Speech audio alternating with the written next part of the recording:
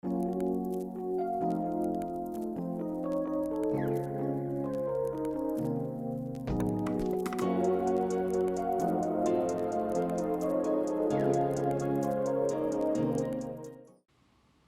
on, take it easy.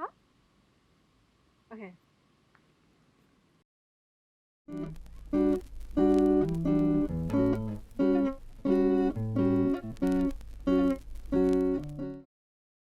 Hi guys, welcome to another episode of Truthful Tales with Tina. Today I'm joined with one of my favorite guys in the UK. He is Samir Gurung. He's a popular face and name in the UK in the Nepali community because I think he's an unspoken community leader that many of us feel like he's a community leader, but I guess not many people address terminologies like that yet. But I really value our kinship that we have because I've learned a lot from him, and he's always been like a listening ear for me when I had like advice that I wanted from him, which I really appreciate. He started a business now, which has come to be a business which started from like a little passion project called Porta. We'll speak more about the entrepreneurial spirit that he has, but more than an entrepreneur, he's also a huge creative. He's now embarking into acting, and we'll speak about his evolving interest and also his evolving diaspora consciousness. So welcome, Dai. How are you today? Thank you so much. That's a very long sum up. I tried. Feeling There's good. so much more. He's a very multifaceted person. As if you know him personally, you know he's capable to just dip on so many aspects. He doesn't put all of his egg in one basket, I think. And we'll speak upon that. So I don't think I can even like summarize your introduction like that quickly. Do you know what I mean? That's already quite heavy. Yeah. Yeah. How are you today? I'm feeling good. Thank you so much for your time. Likewise, thank you for inviting me here. And it's such a pleasure to be here and speak to you about whatever there is to speak. Yeah, I'm so glad the weather is in our favor today. The sun is Weather by is our always side. in our favor. It's just how we look into it. So as you see, he's very in touch with the higher virtues that many people in London may not be. He's very positive. He's very calm and not very charged with like anger or like negative energy, I think. And I want to start the conversation by asking, you're full of just this zeal and passion. You like give your like 100% and more to most of the project that you're part of. Like, what do you think? Like, where do you like get this passion from? I think it's all about like just trying little things out here and there and trying to engage yourself in many activities, and slowly you filter out some of the activities you have more love with, and you are more passionate with, or you are inclined to like it more, and then you sort of like separate out like a few of the things that you are really deeply connected with, and then just deeply exploring that avenues. Once you explore that avenues more, then you are even more connected to it, and just like trying things out like which was not been there before, or which you haven't done before, and it keeps you entertained, I think. So I've always tried to entertain myself and be happy about like what I do, and try to always reflect back on the work that I do, and just see like whether that is something like I wanna further lead into it or not. Cool. But like you see how you also love to wake up early, you're an early bird. Like, what's the first thing that comes to your head? I'm like, that makes you like start your day with intention, with just positive energy. Yeah, I think just waking up early has always been nice. There are some days like you just want to sleep. And I think rest. like it's with everyone as well. But like I have been an early person since the childhood. I guess. Really? Yeah, I've been an early person since childhood. I used to wake up like early morning, 4 a.m., 5 a.m. It was like a sort of like a natural thing for me, and I always enjoyed waking up early because you get so many things in the early morning that like many tend to lose because like when you're early, they say like early bird catches the worm, right? So when you're early, you tend to do more, and you tend to awake yourself into the day with like new energy. If you wake up early and just like sort of think about like how you woke up and like what there are things to do for the day, and just reflecting on like how life is, how grateful you are for being awake, um, that would just turn your whole day to a really good day. Let's go back in time because it's interesting how we both came to the UK in 2006, the same year. Yeah. And I was quite young then. I was 9 years old, and but I think we both had like a different maybe exposure and experience as a diaspora, even Yeah. though we came at the same time because you were slightly older than me.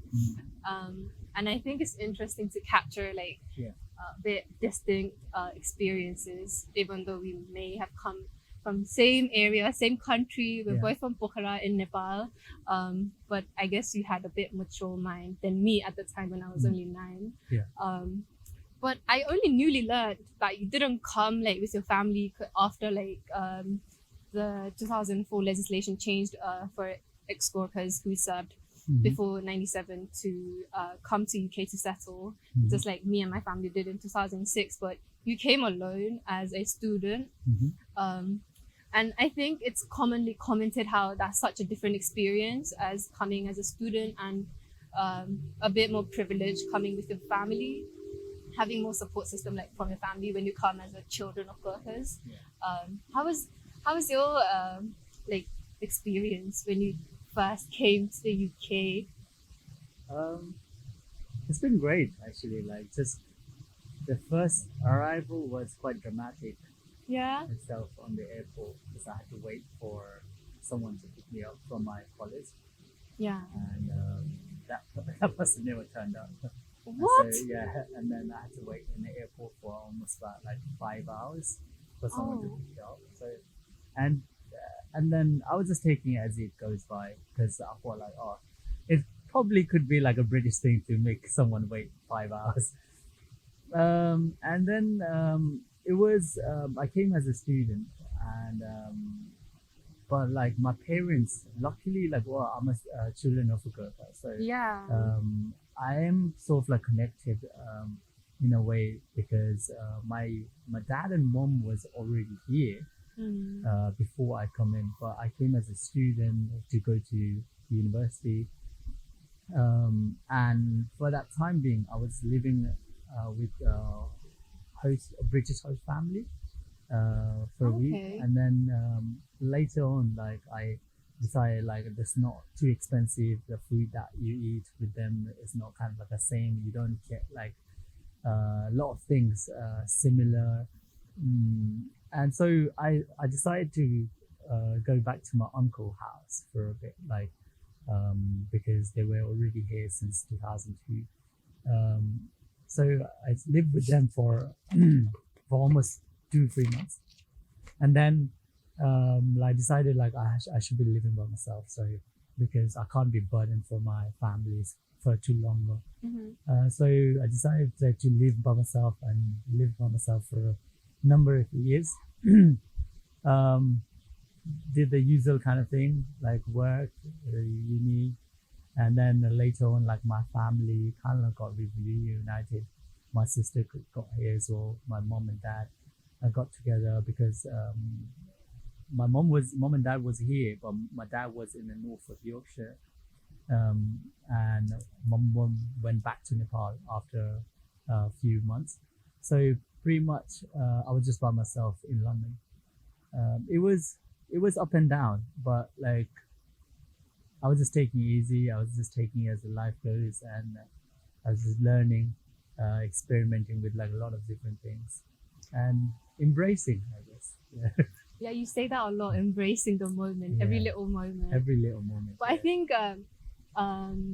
I think you might be an anomaly because you're so positive. Like it might be hard to keep up that positivity. I don't know if you agree. But I think you just had this level-headed perseverance that Yeah. you had like prepared, or maybe you evolved over time.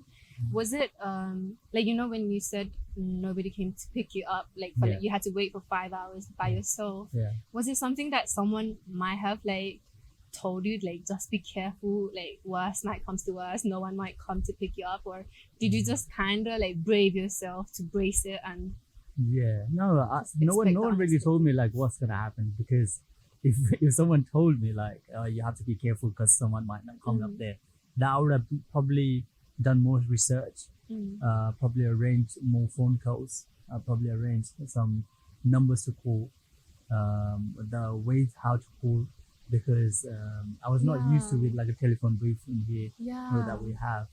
So using that telephone booth itself was quite complicated at the first time when I'm coming from all the way from Nepal to here. So no one really sort of like told me like to be extra careful. There were always parents like to always tell those kind of things like, oh, you have to be careful with like all the things that you do. So you sort of like prepare your mind accordingly in terms of being aware of like things might not go according to plan. But on that note, I was I was definitely slightly disappointed because things were not arranged. But it was a part of probably misunderstanding or miscommunication with the department of like of college or the host family. So if that's not been arranged, so you take like two things out of the situation, whether you take it like a nice way or whether take it in a frustration way. You're angry and you spoil your own day rather than them. So you just need to work out like how you want to lead your day into. So I was just like, okay, if I need to wait, I need to wait, but I can't be just going on angry and frustrating and spend my 5 hours just ruining it, feeling angry. So I'll just turn that into some kind of like, let's say, my alone time in UK, Self-discovery. self-discovery into the airport, and just traveling the same spot like for 100 times. Oh Yeah, gosh. but Was it this was in it was fun Heathrow? in the Heathrow airport, and it was fun at the same time. Yeah, I never waited that long. Actually, I did waited in the airport after when I missed a flight once, but yeah, This is that was super another incident. But this is super candid how we're talking about every little small stories that maybe was unheard yeah, to so many. Mm. And I'm smiling because Dai said he was disappointed, which is so rare of him to feel disappointed upon anybody, because I think he doesn't hold any like heaviness upon any like challenging context. Yeah. He's such a positive and optimist person, and but I think as a realist, I think it's okay to feel any type of heaviness and just let it flow. And yeah, I don't think we should constantly tell ourselves to be super positive, Yeah. because you gotta let the emotions feel and also let that as a learning curve to not experience it again Yeah. personally. And I think with the unfamiliar circumstances that you maybe faced, to me, when I came to the UK, strangely, I just want to mention, it was my first time going on an aeroplane. Yeah. I was 9 Right. and it was my first time going on an aeroplane. I was so excited. I was really looking forward to go to UK. I was expecting this is gonna be like this utopian escape Yeah. from Nepal, Yeah. and from the developing country. Yeah. And it was my first time going on an elevator, Yeah. and I was a bit Okay. nervous going on the elevator. Yeah. And I think when my grandma came to visit and I saw her being nervous, and it reminded me of the flashback when I also faced the nervousness when I first went on the elevator. And talking about these technologies that we discovered eventually with migrating, I think one of the things that we speak about is load shedding in Yeah. Nepal, Yeah. which you mentioned that you went through it all. Like Yeah. you went through like not having electricity. And personally, I don't have that vivid experience of Yeah. having challenges with not having electricity because I guess a futile young age that I Mhm. was in when I Yeah. was in Nepal. And it's really mind blowing how you Yeah. told me like you went through most of your experience until you're 18 when you were in Nepal, not having electricity. Yeah. And I guess to like young people maybe watching in the UK and overseas, this might be mind blowing. Uh-huh. Like having to sustain a lifestyle without having electricity, without having Wi-Fi all the time. Yeah. Please tell us. Please like enlighten us. Like, how was that? I think we're only focusing on those kind of things when we have abundance of it, and then we sort of like neglect and try to ignore things what we have. And so those kind of experience have always told me or like taught me to actually be graceful about those kind of things, like what you all the little things that you get, you know. Living in a country where electricity was rare, load shedding was quite frequent at that time, and when I was a child, like obviously it wasn't as bad as when I was growing up in Nepal for a bit. So there was all the crisis happened, like all people's war happened. So Yeah. And so many other political spectrum happens that like sort of affected the whole country. And just being there at that time, we were not even much aware. We were very much used to lighting the candle up, and we were not technologically that fast paced yet. We had a computer at home, but we hardly used to have an internet. So even to join the internet, like you need to go to the cyber cafe and things like that. Yeah. So those kind of things that didn't had much value in our life, well, in my life when I was growing up anyway. So I was more into going out in the wild, swimming anywhere you like, in any pond, any rivers. In here you can't really do that. Yeah, even if you wanna swim on the on the little You're gonna get fined by the little lake queen. over there. Yeah, you get fined and stuff like. But in Nepal, like you could have done that easily anywhere, and that's the thing that I did miss the most when I actually come here. The wildness, you know, and just being loving the nature, because we have so much huge source of nature in Nepal, and Yeah. just playing around anywhere at any time, it was all right. But later on, when I was growing up, it was quite scary, because there was a people's moment going on. So there was so after past 7 o'clock, all the people has to be inside. There was curfew. There was a state of emergency. So I sort of like a phase. There was a protest outside my street when I was like only on a grade 9, 10. So yeah. So there were so many changes that like you had to adapt with. But regards to technological aspects, I think Nepal was growing. It has taken a peak at the moment, like it's really advanced in Nepal as well. But back then, it was obviously slowly catching up with the world, Yeah. and it was nice. I think listening to people from your generation, even though you're not that old, but people who has more bit vivid and personal memories dealing with the People's War and the whole Maoist movement, and how people from like Chitwan and other outskirts had to migrate to Kathmandu because their schools were shut. I think it definitely is like perspective changing of the whole political state in Nepal, how people were affected. Because I guess I didn't have compassion for you guys until I had conversations about those with older people.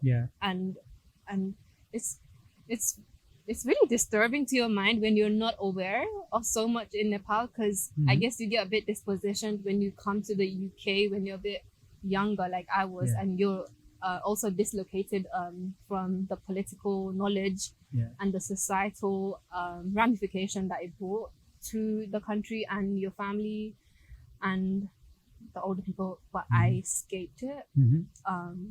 But I also escaped learning about it and maybe giving back Yeah. to like the whole system. So talking about the differences between the student experience and the children of Gurkhas experience, you recently also helped the Merging Nepsocs helpline with the Nepali international students who came to the Nepal just before COVID kicked off. Yeah. And I just wanted to ask you, how has that been? How was that experience? Yeah, I think, before I dive into it, like I think the Merging Episodes, I was a part of a Merging Episode since past 3 years. Yeah. Since it started evolving into different campaign to organizations, and with like a really, really good bunch of friends that like who are very much energetic and who wants to do and go getter and the action oriented people who is always aiming to reflect the sense of belonging for social mobility. So we were already sort of like doing so many activities like printing the magazine, doing like a young professional social club, doing awareness campaign and the mental health, doing mentoring program, doing some social action projects like with the Jayanti or talk show about like Raj Samal, and also talk show about like different professionals in the UK. So we were already kind of doing that. So we had already sort of like a set motions of like what to do as organizations, just being there for all the Nepali brothers and sisters, especially for younger generations, to reflect back as a sense of belonging. And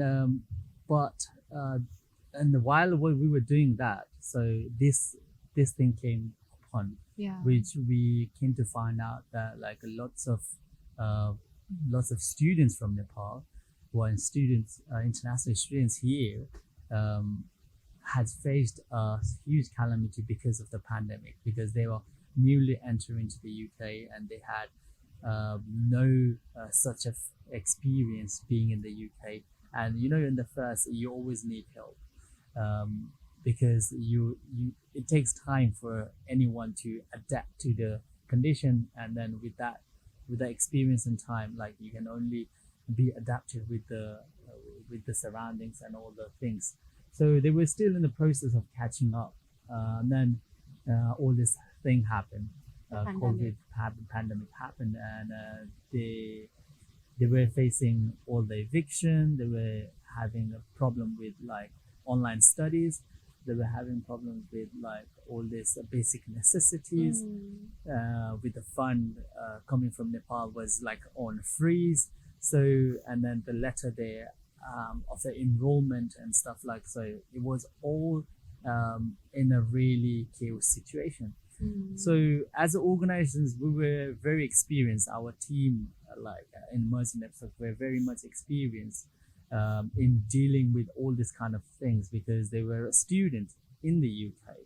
They all faced all different kind of things.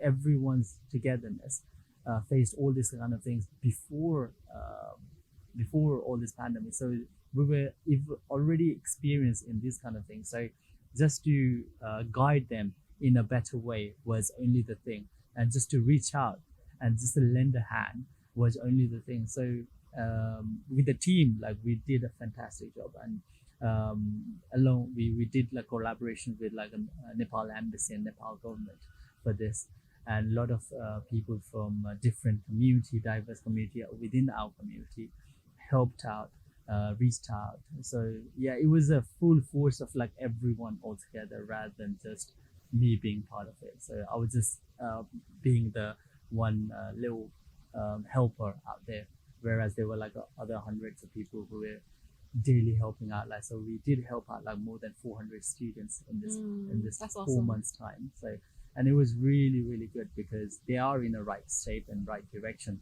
and in a right form with the health and everything. So it was good. That's awesome. You're the secretary, right? I'm the general secretary of Merging Netflix. Yeah. Yeah. Out of many other things that I partake in, this is one of the other side projects that Yeah. he does, part of his social work. And I'm also the editor from the magazine of Merging Nepsok. Yeah. And I think it has been awesome to see the whole of Nepali in UK diaspora come together to merge, essentially, just like the name Definitely. suggests. Yeah. And I think it's really beautiful how we transcend Yeah. the caste hierarchy that is in Nepal and also the social economical barriers that may be in Nepal, but this platform arranges a platform for everybody to come together if you're interested to partake. And I guess I can also speak upon it that if anybody is interested, you can also be part of the campaign. Yeah. And nobody asked us to speak like this to advocate for them, but Yeah. I'm just telling you guys, if you do want to be part of it, Merging Nepsok, they'll be happy to open their arms. Yeah. We will be happy to open the arms. Yeah. I want to ask you, your undergrad was in accounting and finance. Yeah. And you don't particularly pursue the route that one might assume traditionally that accounting and finance grad might work, because I guess their stereotype is that you go into something that deals with finance. I'd either like working in banks, but you decided to not pursue that route, right? Was it like a conscious decision, or did you just not want to go do that 9 to 5, get a graduate job? What was your thought processes to navigate that after graduating, do you think? After graduating, I think like after graduating, I soon jumped into my postgraduate degree, which was in international relations. Which is a Which is swift completely turn. swift turn from accounting and finance. I think majorly like I took accounting as further knowledge more than the work itself. I really wanted to gain understanding of accounting if I ever involve myself into business, which I was doing already in Persia. So I was already doing all the finance related work in Persia. So like that education really helped me out in terms of like understanding how to run a business, how to make the audit, how to bookkeep, and how to file a tax and stuff. So yeah, it's sort of like it taught me many things from that degree. But I always wanted to learn more about the other social science aspects as well.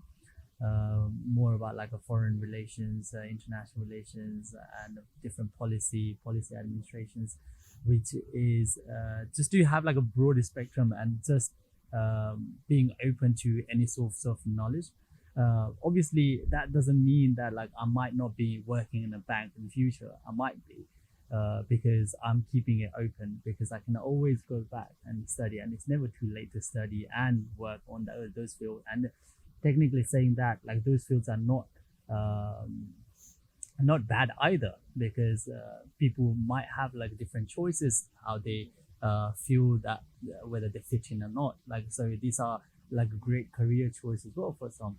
But I always try to reflect myself and jump into like a deep ocean, like which isn't very big, and so I just try to like swim across whatever I can, however I can find it. And yes, I think like just going from accounting route to international routes, and then further leading to another postgraduate in European studies was another turn to go to Belgium and try to explore more about the knowledge and more about education.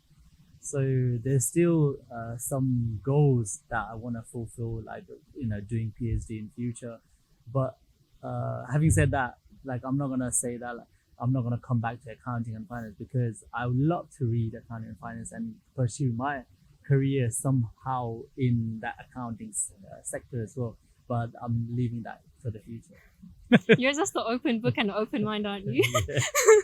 So yeah, like I mean, why not? Like let's create a book that is that has a full of lot of chapters Yeah. to read, Lots of and stories. lots of stories to tell, lots of stories of experience, and experience of, and the more you know, more better you can get, I guess. So more understanding of like how to function anything and just to survive anywhere, really. So just trying to get my foot on the door, Yeah, I just think foot on the door. I think it's cool how you're super keen about like strengthening your knowledge and developing your knowledge and experiences, having it firsthand, Yeah. like coming from your personal perspectives. But I think the role of formal education is definitely like controversial at the time because it's super inflated. And I think the system is also flawed to a certain extent, personally, I think. In what but- ways? Because I think the way we examined and the way we are tested is flawed. Mhm. It's just so specific, and I don't think it always captures your knowledge. Right. I think Okay. personally. Yeah. But it's cool how you want to also possibly also stretch out to do PhD. And I Mhm. think one time you mentioned that you want to possibly do PhD in policymaking, right? Yeah, I mean that's always been my dream. I mean, like That's since I like was music to growing my up, ears. So hopefully one day, like I'm just leaving it to the future, but yeah, one day. But like, having said that, like I am doing work from now on. I am doing work at current state, like to pursue that career one day, like pursue that PhD one day. So obviously preparation is there, but I'm not setting any milestone just yet for the PhD because there are other priorities that I need to look after at the moment. But it's always been a dream to have the highest degree of education, no matter how flawed it is.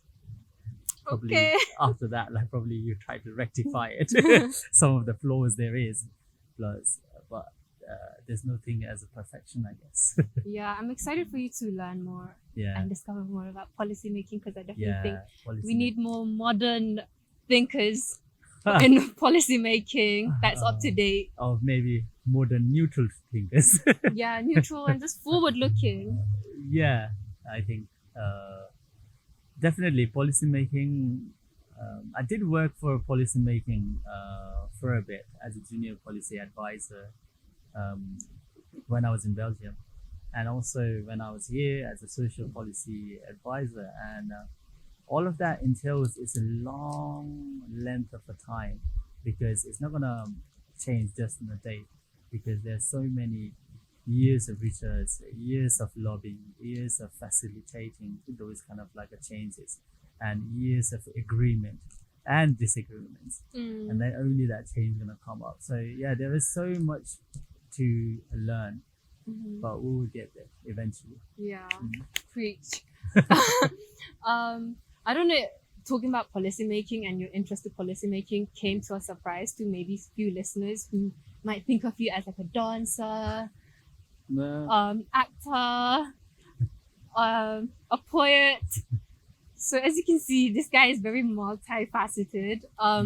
And as we once like kind of brushed upon in the beginning of the video about how you just dive deep into this ocean and just try to experiment with everything that you're interested in. And I think it's a very practical advice to so many young people, especially when it comes to time when you need to choose like your A-level subjects, your university subjects, or just even if you want to be a businessman or businesswoman or entrepreneur, like to make that, I guess, life-changing decision at like a young age.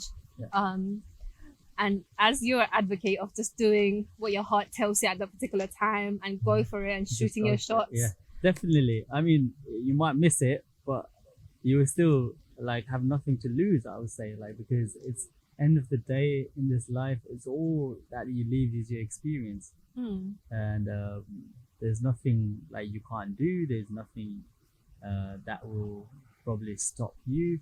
If your heart wants it, just go for it. I mean, like the ocean is full of treasures, I guess. So you just need to explore it and hope you land in like a big pot of jewelries where you can enjoy and you can prosper taking all that education or taking all that experience in life and Yeah. just be happy more about it.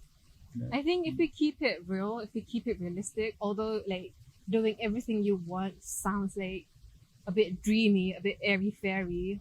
To keep it real, I think we must not just think about doing everything like in our head and think about the challenges that it might come. I think it's important to just take actions, because it might sound very cool seeing other people do everything that they're interested in and seeing them make it work, but you might find it a bit too much to handle. Yeah. And there is going to be like constriction, maybe if you're young, from your parents, and to navigate how to make those conversations, just owning your personality and making sure they hear like what you can bring with your passion that you have for the project that you want to pursue. Definitely. And I think taking actions is just so important. Yeah. Because I feel like, you know, it's commonly said like Yoda, like I'm always started talking about Yoda. Subtitle. Because they say, because you know, people say like if one door closes, the other one's gonna open. Yeah. And I think we're in a trap of thinking that, but I personally don't think that door is gonna open unless you go and open the door. No one's gonna open that door for you. No one's gonna open that window for you. But you need to go and find that doorknob and open it. Get that key that you have, and you need to open it. Would you agree? Sort of. Okay. Yeah, halfway there. Cool. Why so? Like, because it's not always going to be you who's going to decide and do the things, because it's also depends on the things around, circumstances around, and also the fate that you have. I do believe in fate, and also the faith you have within yourself, because some things might take time, because let's say one door closes and you head to straight open to another one, that might not be the right door, but sometimes it's just taking time to open that door by analyzing those doors could help you, and just keeping the faith that like the other one will open as well. And so sometimes like it's a halfway there, halfway not, like because it's not always the action that defines you. It's also different circumstances which is beyond your control that sort of like decides where you're gonna be, because nothing like not everything gonna go according to plan, because you might take the actions thinking this is the plan, but that might lead you into something else. So it's good to take action. It's best to take actions, having some sort of like a faith of believing in yourself and just observing, try to take time and just explore more. Yeah, I think I emphasized taking action, because I think in today's day and age, there's just so much talks about mental health, having fatigueness, which I also have. Like fatigueness is just mad when you're anemic, and it's easy to fall into trap of just being passive and not taking actions. Whereas I think you need to snap out of whatever's like, I guess, making you feel defeated at times, but take little actions that you can manage realistically with your own like defined ability. I think. And speaking on about being adaptable, one of your biggest project, I guess, and what people know you for is Porta. Porta, how do you define? How do you? What is it translated like directly Nepali? I mean English. Yeah, in English, Porta. Have to do it or got to do it. Yeah. Or like. Is that? It is. Yeah. Yeah. It's. I mean, like there is no direct. Like obviously, a lot of sense, a lot of meaning get translated or like get lost in the translation. But yeah, Porta means like we got to. Porta, but like obviously it's a very nice word in Nepal, like because we tend to use that quite frequently. So fortunately, with the friends, with the really hardworking friends of mine, really forward-thinking team we got, we come up to this far. But it was all the team effort, and it's all the creative and energetic people that contributed, and also it's all the Nepali community, I guess, like who like supported us, and they contributed to help out and shape out in a way it is now. Yeah, I mean, congratulations again to you and your fellow team members for making it to 10 years. That's such a big Thank milestone. you. Thank you.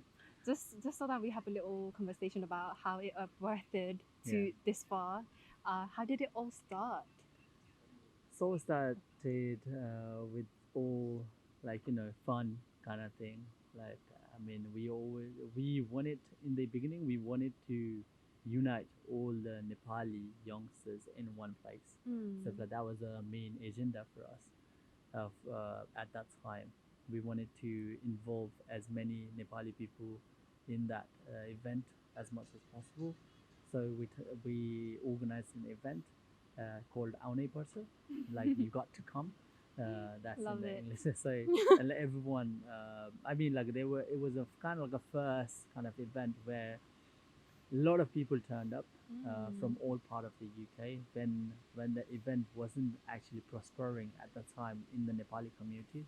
So bringing that as a pioneer, it was really fruitful to the community and to us as well, with the bond and connections we have with like all the people, and it was nice to start with something like that, and then we explored in so many different areas that we had no clue of, and it all turned out a great experience. That's awesome. So did it start when you were in uni? Did you start it when you were still a student? I was, I was that I started that before I was in the uni, but like it was just before the university. Then like I was into uni as well and studying accounting and finance. Then Porsche was sort of like evolved. Did you accordingly as well. imagine it to be this thriving when you first started it? I could like imagine this to go even further. I'm still imagining Oh, it's love going to it. even further than this. So it But wasn't like a hit or yeah, miss. You were focused. yeah, definitely. I mean, like we invested so much time, so much energy in this, and we um, definitely, as a team, we um, like project and visualize this to be even more bigger than this. So like the strive is still there.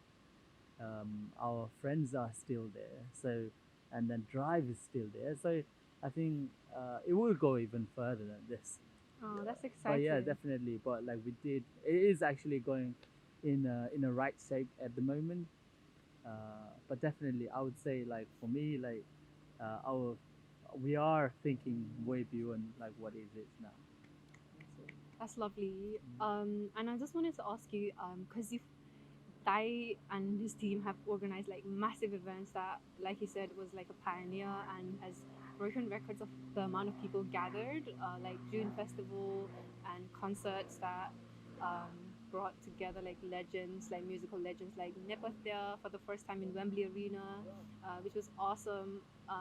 And you've worked with like artists from like UK, like and also overseas. Was there any like differences that you found with the work culture in Nepali communities that is like from different areas? there's definitely always difference. I mean, like they are coming from two different cultures, two different um, upbringings. Even the artist that's coming from Nepal and the artist coming from US might act differently because the way how they brought up, you know. So there are always difference in different artists, but there are common grounds of professionalism in Nepali artists and in the other artists as well. So we set our boundaries as a professionals rather than like a more, but like we also try to create a more intimate vibes and have like that personality connection with everyone we work with, and make sure all these artists get looked after well. So yes, there were many differences. There were many similarities, but when we work together, and it creates a very beautiful bond. Lovely. And I just wanted to ask you some business questions because this might be for like any entrepreneurs watching. Sure. Because it is now a business, right, Portia? Yeah, it is a business. Yeah, it has always been a business. Cool. Yeah. Because I imagined it to start like a passion project at first, Yeah. but now grown to be a dynamic Yeah. business. How like is there any like business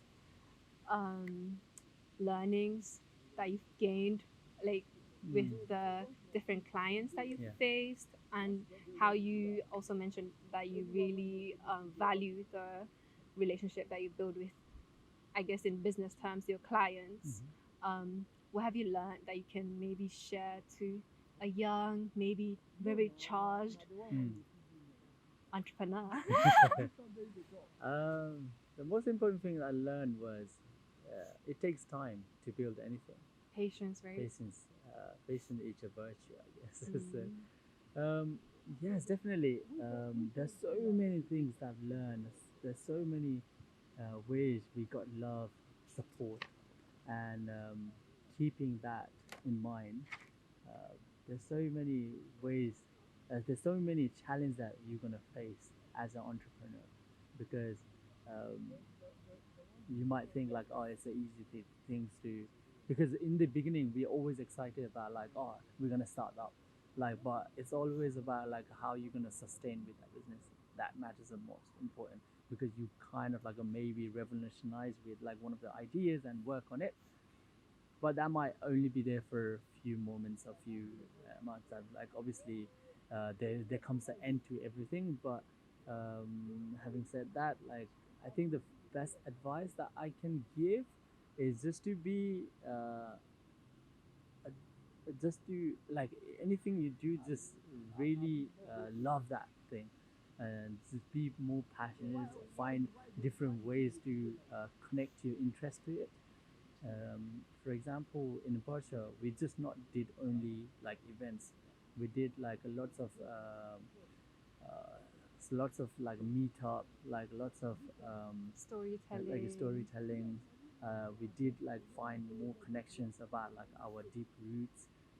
So we worked on like uh, the uh, the complexity of like what it is to be um, a Nepali UK citizen in the UK, and we did like trying to prove our Nepali diaspora presence in the UK by doing like Definitely. in like a massive events hall, historical. So we're trying to like give out as much as possible to anyone who's like thinking of starting up and stuff, like, so opening up a platform for all the young aspiring talents to perform or to promote or to prosper from their craft. Yeah, I think beautiful thing that you guys have done is to let diaspora be seen and heard. Yeah. And personally, I have also benefited from coming to you guys' events, and I would like to give thanks actually, Thank you. because You're welcome. community is so important. Yeah. I think to be feel like you belong is so important, especially for minorities.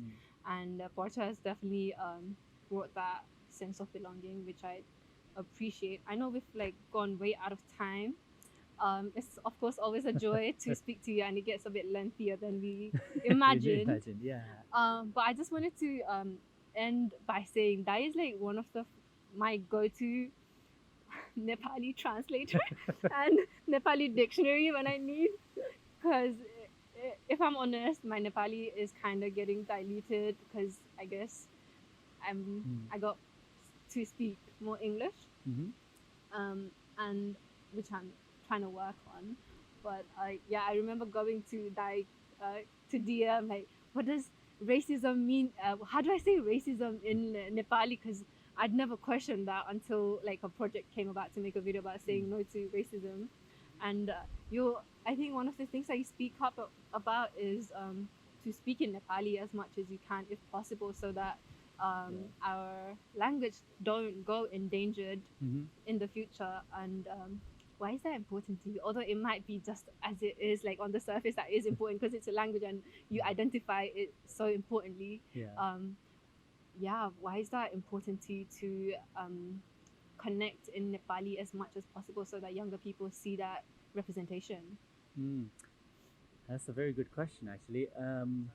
In terms of like why I love, why I choose to speak in Nepali, because I love it so much. I think like I grew up speaking Nepali, and Nepali has always been my thing, I would say. Um, He like, does like poems in Nepali. yeah, I mean, I can pour my feelings and emotion more perfectly in Nepali than in English. Okay. Being English is a second language for us. But Nepali, I was more comfortable, and I did schooling. I did like learn Nepali up to my high school, so I do have that little knowledge about Nepali. Why it is important? I think like it's sort of like identify us as being Nepal, and it sort of like gives another way to understand more about our Nepaliness, or anything that we bring to here, or anything is back in Nepal. So I think like first way to connect to someone is through language or through their eyes. I would say. Okay. So, yeah. And eyes are as important as the language, and I'm very open to learn other languages as well. At the Mhm. same time, Nepali is something like I'm really deep dive into, and I am learning French, and Ooh. I am learning. Like the fun thing is like when I come to UK for the first time, um, yeah, I was so because like I can speak Hindi as well, and I was Mm. very surprised to see a man in a shop who can speak Hindi, and then I asked because oyster topping up the oyster was a very new thing to me, so Yeah. I asked him Oyster card is in oyster like a travel card in London. travel card in London, and so I asked him in Hindi how to use it. So because of the language, like because he was You very fluent connected. because he was from India, I think, from the Indian original background. So he could really easily. So if I didn't had that kind of like a deeper understanding of Hindi, then I would have probably never been able to use. I probably would have been able to use it from some other source, but it made it so much easier. To So connect. language is always gonna make you so much easier to understand so many things. So when you go back to Nepal, and it's the perfect thing. It's like even though like a lot of people can already speak English in Nepal, but if you are Nepali, and if you learn Nepali, if you know Nepali, then it's easier to go through administration, paperwork, and all the form Mm. filling things and stuff in Nepali, and it's good. It's always gonna work as your strength. Cool. Okay, just to wrap up. I think we took longer than we're supposed to, but it's all But good. we've enjoyed it. I've enjoyed it a lot. Yeah. Because I know you have other places to go to. Yeah. Just wanted to ask a random question before we end it. You know how we are sat like on the ground I live Mm-hmm. right now. I started to speak Okay. Nepali. See, um, he's highly influenced. um, because you know it's like I thought about this really randomly last night. How Mm. it's so like typical for Nepali people to like just come around and sit on the floor rather than even on the sofa. Yeah. Because I had my friends come over, and even though we have like a furniture like dining table, but they still have this fondness of Yeah. sat around on the ground and eating Yeah. all together on the floor, Yeah. which other cultures find it strange. Mm-hmm. Do you prefer? I just wanted to ask you. Do you prefer sat on the floor or on the sofa? As far as the floor is clean, yeah, I don't mind like sitting down on the floor, just with the mat kind of like this. But with the grass, sometimes it's really itchy when you actually sit down or even lay down, because like After Effects is quite itchy and stuff Oh, like you're so. keeping it You real. need so yeah, I mean like it's not like I haven't slept on the grass.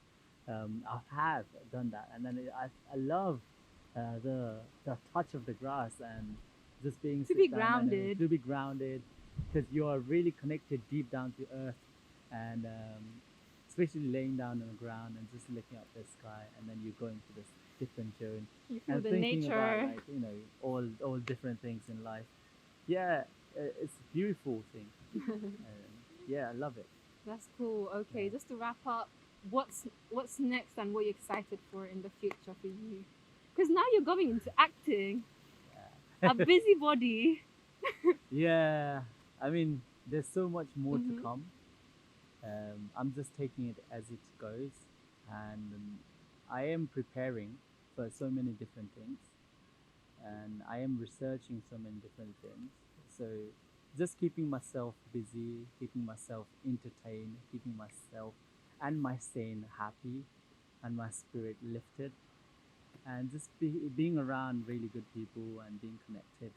It's something I love to do. And next is, yeah, just hopefully get to be more connected with like some energetic, with some passionate, and with like full of drive people, so I can level it up to Mhm. them. Even if I meet with the people who are going through so many difficult stages, I I hope I can be help to them.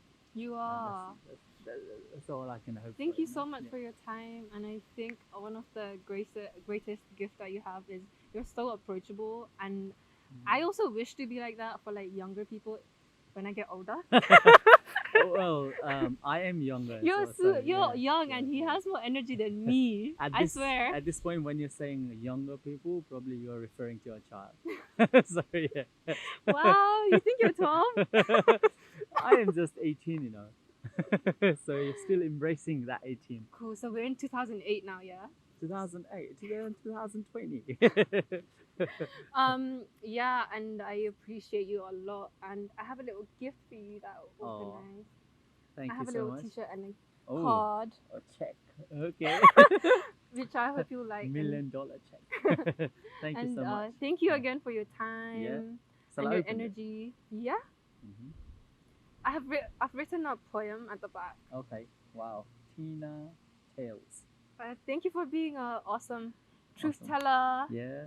Thank and you for. the world can't wait to see more gifts that you will share in your own magical ways. I hope I can share more of my time. Hmm. Sometimes it's not feasible, but I hope I can share more time with people, more time for myself, for my families, my friends, and just be there for everyone that is in need. And we're here only to fulfill some of the deeds. We love the compassion and the drive. Let's Thank go. you. Thank you so much for Thank you being. for watching. If you like it, give it a like, comment. Comment, subscribe, and rewatch this video time and again to uplift your gen. Wow.